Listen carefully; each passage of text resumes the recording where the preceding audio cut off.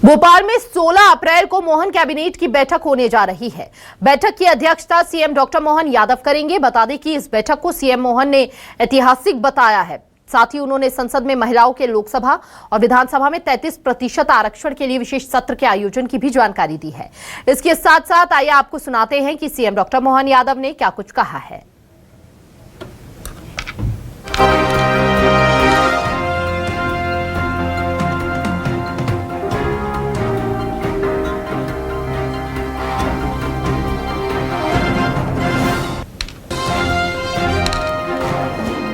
शक्ति वंदन अधिनियम का पारित करवाना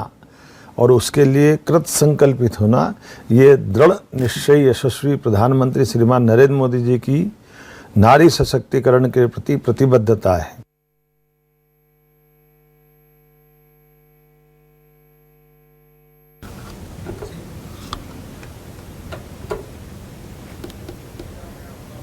ज्यादा जानकारी के लिए संवाददाता शबीर अहमद हमारे साथ जुड़ चुके हैं। शबीर,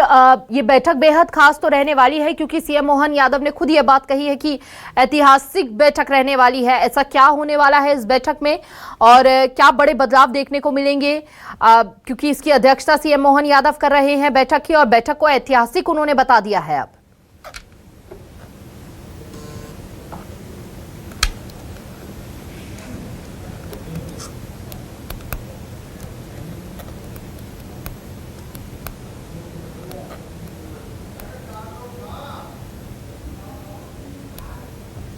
की तैयारी की जा रही है विधानसभा और लोकसभा के अंदर। ये बिल पास हो चुका था 2023 के आसपास और अब इसे लागू करने की तैयारी की जा रही है और इसी को लेकर विशेष सत्र बुलाया जा रहा है, यानी चर्चा होती हुई नजर आएगी। लेकिन इन सब के बीच बात की जाए तो मुख्यमंत्री मोहन यादव ने इस पूरे मामले को लेकर जानकारी ये देते हुए नजर आए कि 16 तारीख को ही मध्य प्रदेश के कैबिनेट के अंदर भी इन तमाम मुद्दों को लेकर चर्चा की जाएगी, यानी बताया जाएगा मध्य प्रदेश की तमाम आधी आबादी को, महिलाओं को के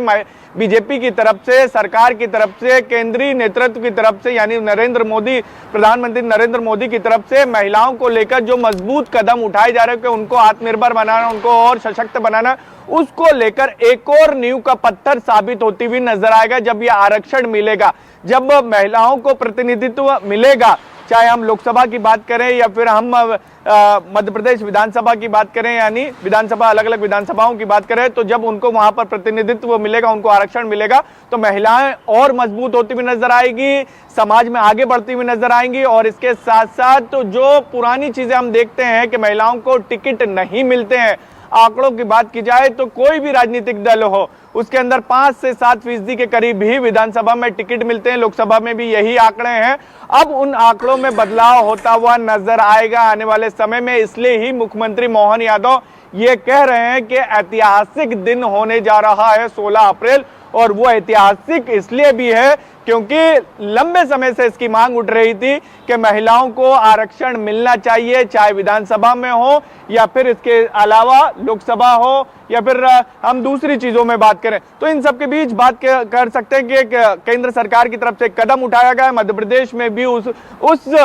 महिला आरक्षण के मामले में केंद्र सरकार के साथ कंधे से कंधे मिलाकर यहां पर खड़ा हुआ और 16 तारीख को कैबिनेट की बैठक जब होगी तो इन तमाम मुद्दों को लेकर चर्चा की जाएगी और चर्चा होने के बाद कई तस्वीरें और साफ होती हुई नजर आएगी, जो मुख्यमंत्री मोहन यादव भी कह रहे थे। हिमानी,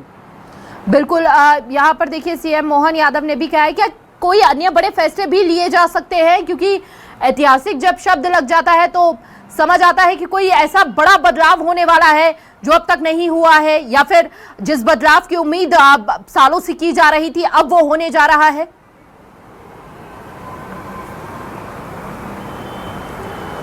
बिल्कुल हिमानी, आपने सही कहा कि महिलाओं से जुड़ा हुआ सरकार की तरफ से पूरी रणनीति बनाई गई, कुछ बड़ा ऐलान करने की तैयारी की जा रही है और इसका जिक्र मुख्यमंत्री मोहन यादव ने खुद अपने भाषण में करा है। यानी सरकार की तरफ से प्लानिंग तैयार हो चुकी है। एक तरफ केंद्र सरकार महिलाओं को 33% आरक्षण देने की तैयारी कर रही है लोकसभा और विधानसभा के अंदर, और उसको लेकर तमाम विपक्षी दलों से चर्चा होगी संसद के अंदर। हम देखेंगे 3 दिन का जो विशेष सत्र बुलाया गया है और इन सब के बीच बात की जाए तो मध्य प्रदेश विधानसभा के अंदर कैबिनेट की बैठक होगी, तो इस प्रस्ताव को भी रखा जा सकता है जो 33% का आरक्षण